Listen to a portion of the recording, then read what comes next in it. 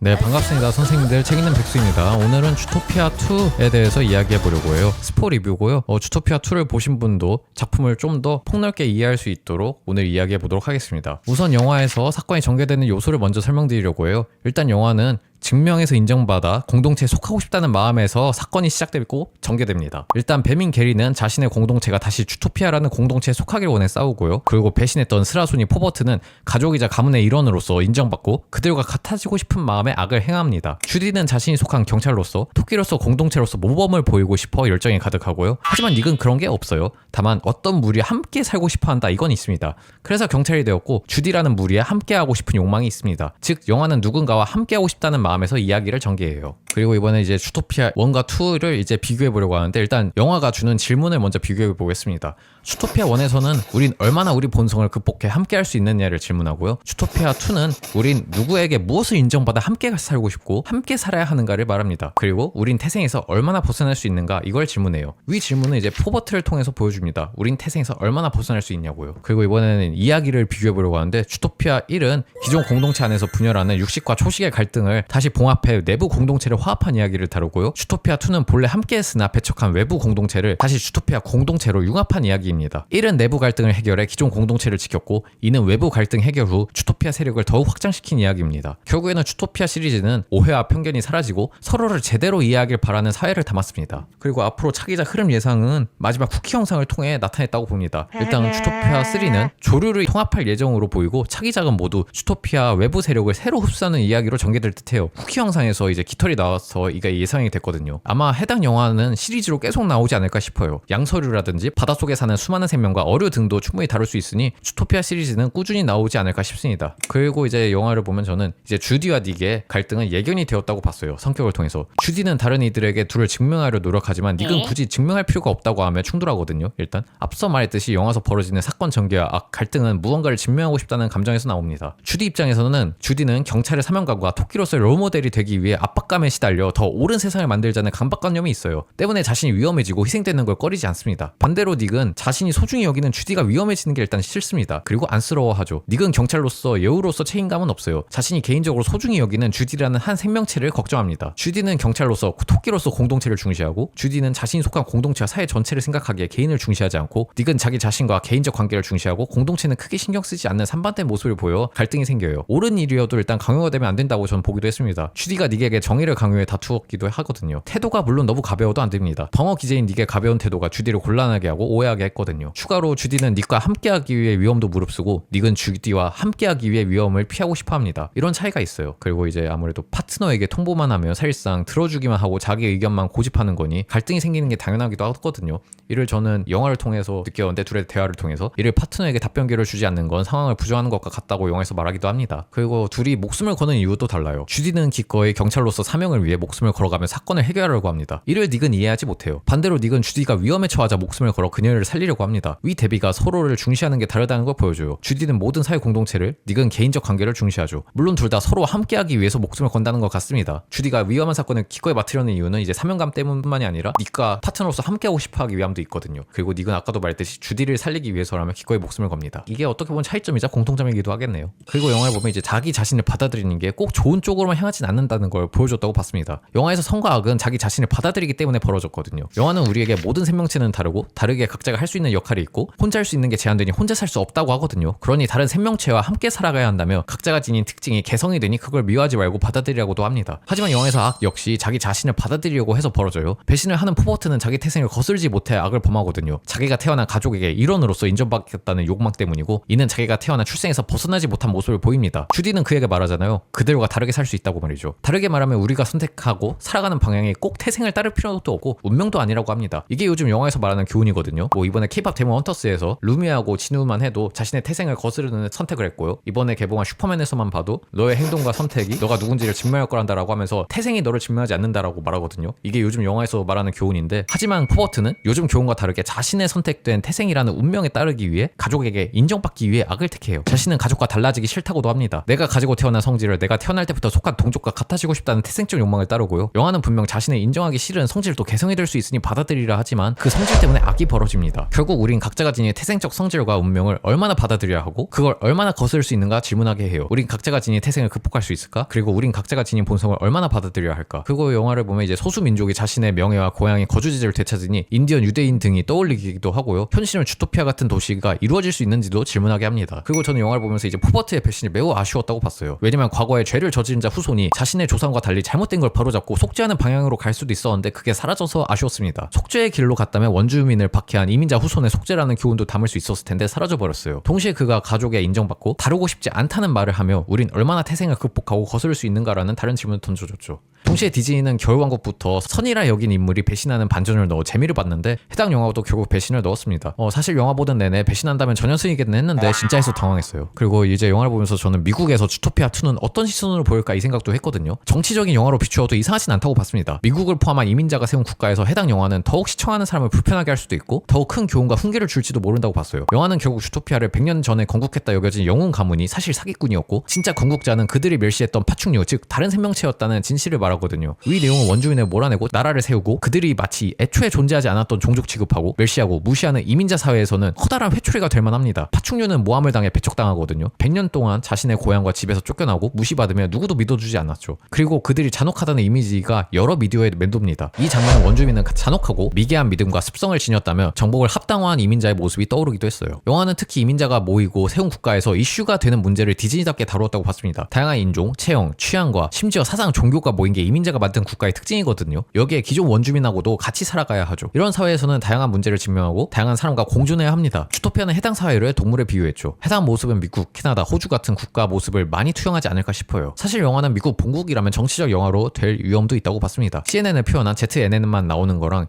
영화 속 교훈만 봐도 진보적인 가치관을 보여준 거로 봐서 정치적 이슈가 될 위험이 있다고 봤어요. 그래서 걱정이 되기도 했습니다. 그리고 저는 영화 주토피아를 보면서 이제 이 사회는 공존이라고 부르지만 실상은 분리인 현실을 나타냈다고 봐요. 다양한 동물과 다양한 체형, 식생활을 가진 동물이 한 도시에서 서로 불편함이 없는 것처럼 살아갑니다. 이는 공존이라 부를 수도 있겠지만 결국 서로 각자 생태계에 맞춘 영역을 나누고 부서를 나누며 살아갈 뿐이에요. 결국 분리를 한 것뿐입니다. 주토피아라는 도시 일원으로 보였을 뿐 진정으로 공존하진 않죠. 주토피아는 다름이 있다는 건 인정하지만 그걸 진정으로 이해하는 단계까지는 아직 가지 못했다라고 저는 봤습니다. 그리고 이제 영화에서 말하는 주제가 결국 이거잖아요. 우린 다르다라는데 근데 우린 모두 다릅니다. 근데 당연한 거 아닌가? 이 생각이 들었어요. 영화를 보면 세상은 절대 혼자 책임질 수 없고 그래서 모든 동물이 공존해 서로 도우려 주토피아를 계획했다고 하죠. 그리고 마지막에 영화는 말하잖아요. 차이점이 보이면 걱정이 앞선다고요. 하지만 대화하고 지내다 보면 차이가 별거 아닌 걸 알게 될 거라고 하죠. 차이가 우린 적지 않아요. 우린 모두 다릅니다. 그 다름이 다만 걱정했던 것보다는 별 문제가 아니라는 걸 알게 될 거라고 영화에서는 알려줘요. 주토피아2는 이를 보여주고자 했고요. 그리고 이건 제가 위키드에서도 말했던 내용인데 다르다가 틀렸다는 결코 같은 개념이 아니에요. 그냥 다른 건 다른 겁니다. 그리고 그 다르다가 어떻게 문제가 되는지를 봐야 되지 다르다 하나만으로 마치 문제가 된다고 말해서는 안 됩니다. 그리고 저는 영화를 보면서 이제 불편하지 않게 PC 영화를 만드는 법을 이제 이번 주토피아를 통해서 잘 보여줬다고 봐요. 사실 영화는 비인간만 나오는 작품만 다룰 수 있는 주제를 잘 보여줬다고도 봤는데 해당 영화는 우리가 사랑했던 디즈니의 PC주의를 불편하지 않게 잘 표현했습니다. 동시에 주토피아처럼 비인간만 출연하기에 가능한 모습이에요. 만약 해당 영화를 모두 사람으로 바꾼다면 어떤 비주얼이 될지 생각해보세요. 인종은 모두 뒤섞여 그라데이션을 이루고 주역도 인종, 체형 비중이 중요해지죠. 체형은 매우 작거나 크거나 뚱뚱하거나 마르거나 다양하고 그 몸매를 아낌없이 노출합니다. 해당 비주얼을 보여주는 영화를 본다면 우린 영화가 지닌 메시지가 아닌 비주얼만 맴돌아 그 불편한 감정만 남게 될 거예요. 결국 다양성을 모두가 불편하지 않게 시청하게 해주고 교훈을 제대로 전달하는 방법은 인간을 출연시키지 않는 겁니다. 로봇만 출연시켜도 괜찮고 외계인만 출연시켜도 괜찮아요. 물론 우리가 귀여움을 느낄 수 있는 비주얼에 인간 외형을 담지 않아야 하죠. 주토피아 속 동물도 우리가 더 귀여움을 느끼기 쉽게 얼굴이 동글동글하고 눈이 더 크게 디자인되어 있거든요. 아기를 연상시키는 이미지에 우린 더 귀여움을 느끼기 때문입니다. 때문에 미키마우스 디자인도 얼굴이 크고 동그랗고 눈이 커요. 뭐 예시를 말해보자면은 주토피아2에서 초반에 추격전을 보면은 양이 나오잖아요. 양이 털을 조각하는데 이때 막 근육질 몸으로 조각하다가 갑자기 이제 브라자를 찬 모양으로 털이 미용이 되는데 이걸 보고 아름답다고 하거든요. 만약에 이거를 인간 모습으로 사람이 촬영했다고 생각해보세요. 그럼 어떤 비주얼이 될지 거기서 과연 어떤 불편함을 우리가 느낄 수 있는지. 결국에는 주토피아2가 이제 웃음으로 넘어가고 재밌을 수 있었던 이유는 동물만 출연시켰기 때문입니다. 인간이 없이. 그리고 전 영화를 보면서 디즈니는 바뀌지 않았고 전달 방식이 바뀌었을 뿐이라고 봤어요.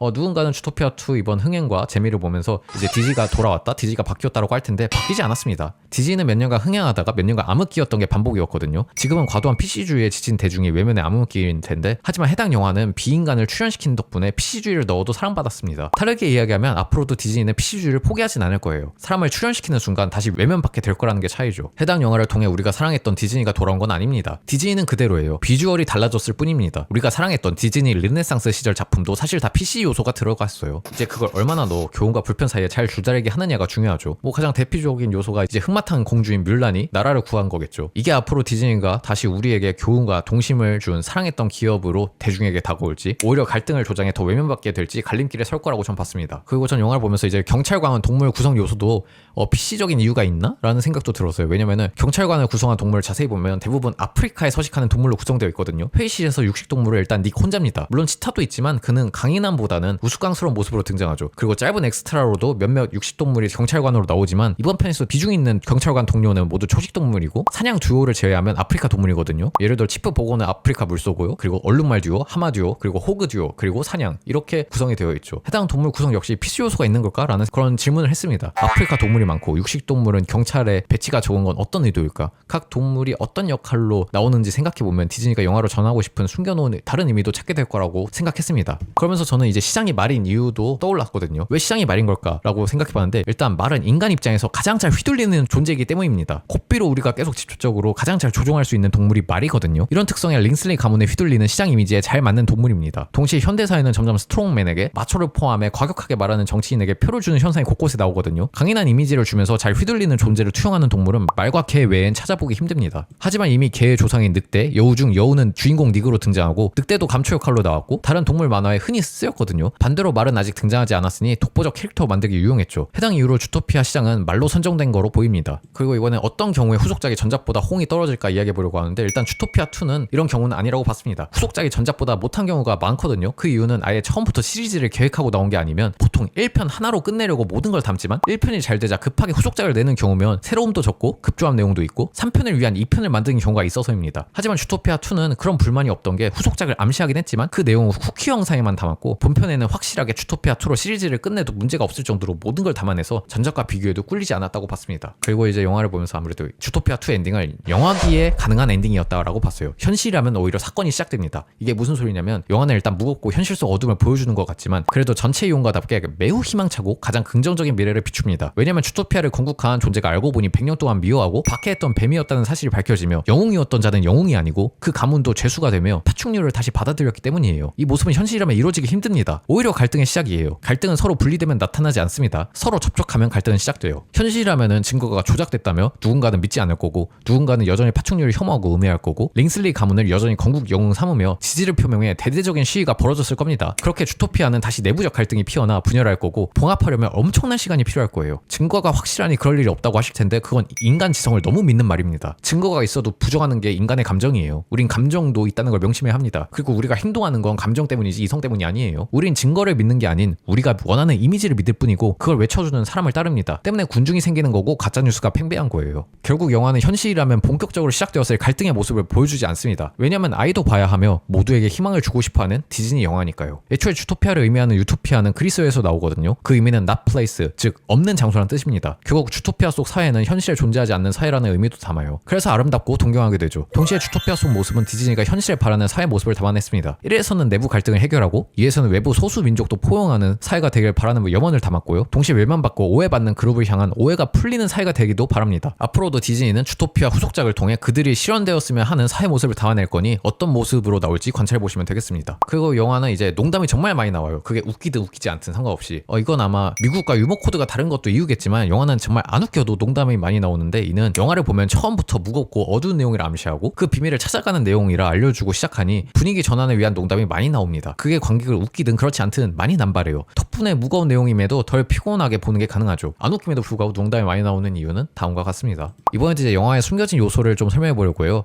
우선 첫 번째는 벨라노테인데, 일단 영화에서는 주디, 닉, 그리고 비버인 니블스, 그리고 바다 코끼리를 타고 도마뱀 헤수스에게 찾아갈 때 나오는 노래가 레이디와 트럼프에 나오는 벨라노테거든요. 들깨인 트럼프와 집 강아지인 레이디의 로맨스 영화고, 둘을 위한 멜로 영화입니다. 이번에는 동물상을 위해 나오죠. 영화를 보시면은 초반에 항구에 포버트가 등장해요. 초반부에 이제 개미핥기 범죄자 쫓기 위해 돼지차를 훔치고 떠날 때 작업복을 입은 포버트 뒷모습이 자세히 보면 나옵니다. 그리고 또 영화를 보면 이제 실제로 코끼리는 쥐를 무서워해요. 영화에서 문제 파트너에 등장하는 이 코끼리 파트너가 쥐를 무서워하는 모습은 영화 덤보를 떠올리게 하기도 하거든요. 근데 실제로 코끼리는 쥐를 무서워하는데, 왜냐면 쥐가 콧구멍 안에 들어가면 코끼리를 질식시키는 게 가능해서입니다. 그리고 또 영화에는 라따뚜이와 겨울왕국 패러디도 나오는데 링슬리 가문 사자 요리사의 요리 모자 안에 생쥐가 있게 연출하는 건 라따뚜이 패러디이고요. 그리고 이제 비버인 니블스가 파충류들 아지트 문을 노크할 때 박자가 이렇거든요. 이거는 겨울왕국의 Do You Wanna Build a Snowman의 박자와 같습니다. 그리고 또 영화는 자세히 보면 이제 콜라 마시는 북극곰이 등장해요. 포버트가 썰매차를 훔쳐 자기 집으로 가고 주디 닉 일행이 그를 쫓을 때 북극곰은 콜라를 마시고 있습니다. 그리고 또 숨겨진 요소도 이제 헤수스인데 헤수스가 이름이 예수와 같거든요. 도마뱀 헤수스는 영어 철자로 지저스입니다. 이는 스페인어로 예수를 부를 때의 소리예요. 모델이 되면 이 바실리스크 도마뱀이 물 위를 뛰는 모습 때문에 해당 이름을 가졌습니다. 그리고 이외에 또 숨겨진 요소로는 이제 닉이 OTT를 볼 때 이때 에일리언 포스터를 포함한 다양한 영화의 포스터를 패러디했다는 것도 있겠고요. 이제 라푼젤과 겨울왕국 포스터를 패러디한 장면도 있었고, 그리고 길거리에 이제 그 영화 DVD인지 CD를 팔던 그 동물이 이제 마지막에 코끼리 따찌의 부하인 북극곰에 의해 잡혀서 트렁크에 잡히는 장면도 나온다. 뭐 이 정도 요소가 있습니다. 아무튼 제가 찾은 숨겨진 요소는 여기까지입니다. 그리고 뭐 그 외에는 굳이 안 넣어도 되지 않을까 싶어서 안 말한 것도 있어요.